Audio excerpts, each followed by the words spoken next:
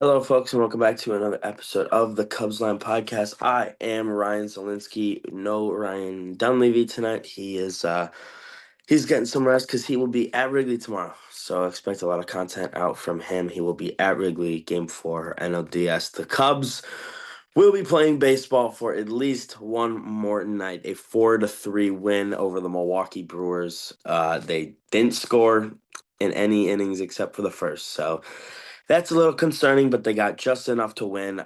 Like I said right before the game, I said, I don't know if you're going to be able to win 4-3. They did just that. The bats were were hot in the first inning, and then other than that, they were all right. Um, it was just very chaotic game. Bases loaded in the top of the eighth inning. Keller able to get a big strikeout, get out of that inning, got me jumping, going crazy. Um, you know, we're still standing. We're not dead yet. Um, Two more wins. That's it. That's all we need. So yeah, we missed the episode recapping Monday night's game, dreadful game out in Milwaukee. That was Shota Imanaga versus Aaron Ashby. Kind of moved into a bullpen game. The Miz appeared a little bit. Top of the first inning, Seiya Suzuki with a 3-run bomb with 2 outs. Just like everybody, I was going nuts, jumping out of my seat. Thinking this is the moment where we're like, hey, we're in this series. Game one was just a fluke. I was unfortunately wrong in the top of or bottom of the first inning. Andrew Vaughn comes up, 3-2 count, 2 outs. Actually, Shota had struck out the first two guys in that inning. And then single. Andrew Vaughn pulls the hands through. I believe it was a slider inside. He hits it a mile into the sky. And he gets enough of it, puts it out. And this is the point where I thought they had lost the game. Um, Obviously it's still tied, but the fact that you were up 3-0, you give up a 3-run bomb like that. All the momentum's with Milwaukee. You're in Milwaukee too.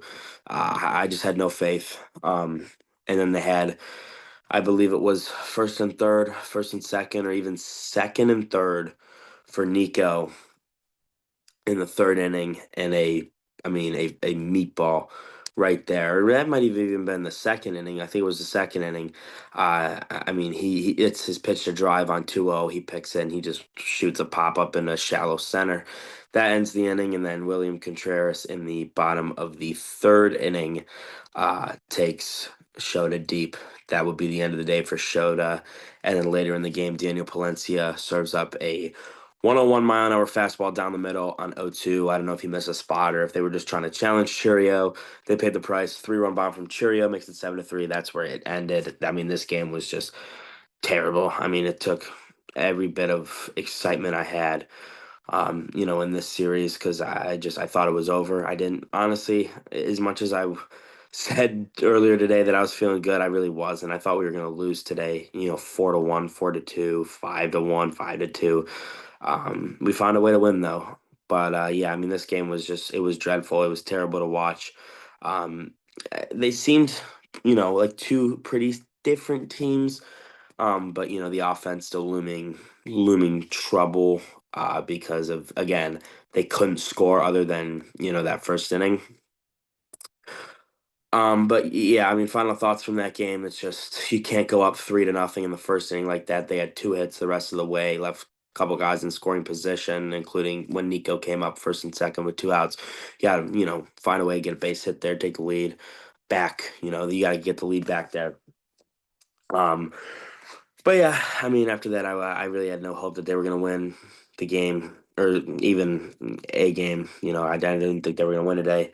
Coming into today, Jameson Taillon versus Quinn Priester. Quinn Priester, other than today, lost his last start. Before that, the Brewers were 18-0 in starts that he or games that he started.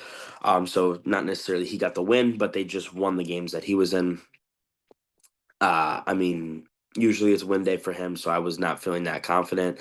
Top of the first inning, Yelich leadoff double, and then a wacky fly ball kind of play that fell in the infield, and a bunch of random odd calls. It was a very confusing play. It leads to the first run for Milwaukee, 1-0, and then the Cubs come out. Michael Busch leads off the inning with a home run, ties the game up, and then the Cubs just get rallying.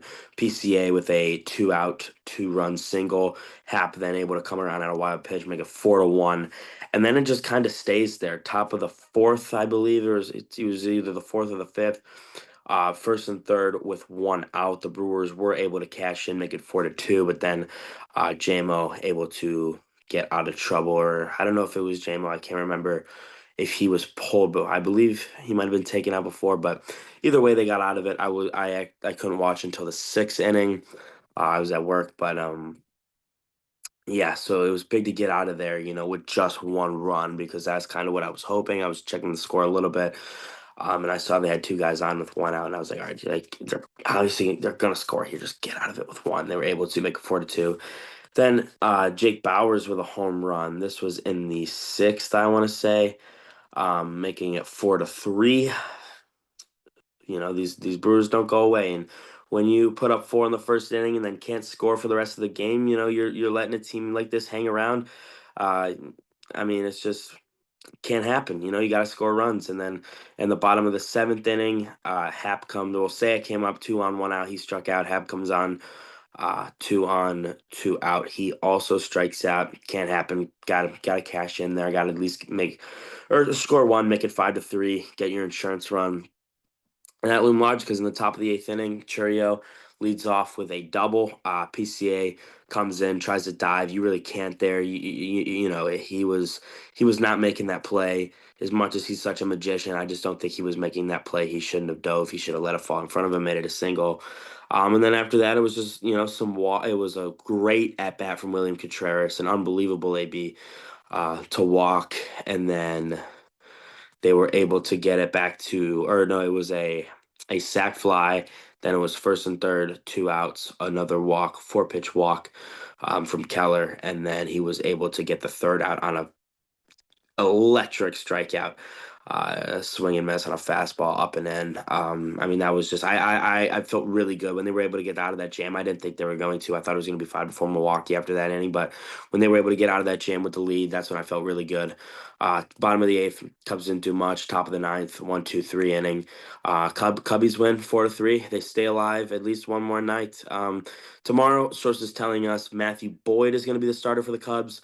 He's a lot better at Wrigley. 12-1 with a 2.59 ERA. I mean, I have confidence in the guy, but 4 days rest now. He was off 3 days rest when he got rocked out Milwaukee in Game 1. He's on 4 days rest now, so you get that extra day.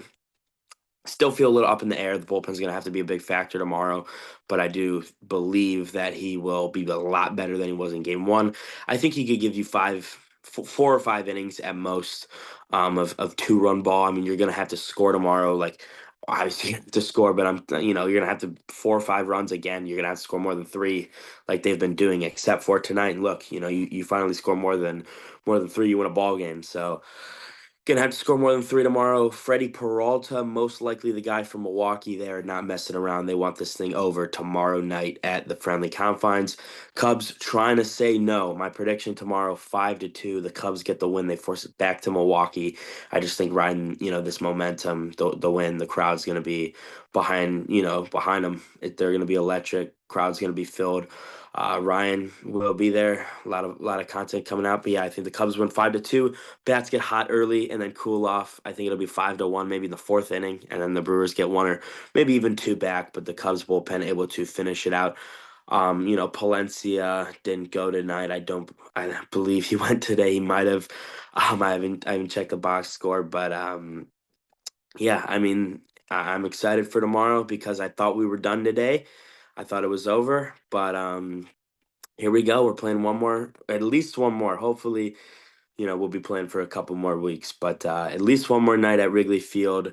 Cubs tomorrow, 8:08 Central Time on CBS, trying to force a Game 5. All the pressure on Milwaukee if they win because Milwaukee was up 2-0. Now 2-1. If you win tomorrow, then Milwaukee now facing elimination for the first time. Although it is in Milwaukee, you still bring that momentum in. So yeah, big Cubs game tomorrow. They win again. A winner take all game five. Potential to be only the third NLDS team to come back from down 2-0. The last team to do it, the Giants in 2012 over the Cincinnati Reds. So yeah, big game tomorrow. We will probably not be available for a pregame show just because Ryan will be attending the game. He'll be leaving around probably when I get out of school, so that probably won't work out. But he will have a vlog for you guys, some content out. I will be posting from home. I'll do my pregame and postgame vids. But yeah, signing off, Ryan Zelinsky from the Cubs Line podcast. Let's go Cubs, baby! Come on, force the game five.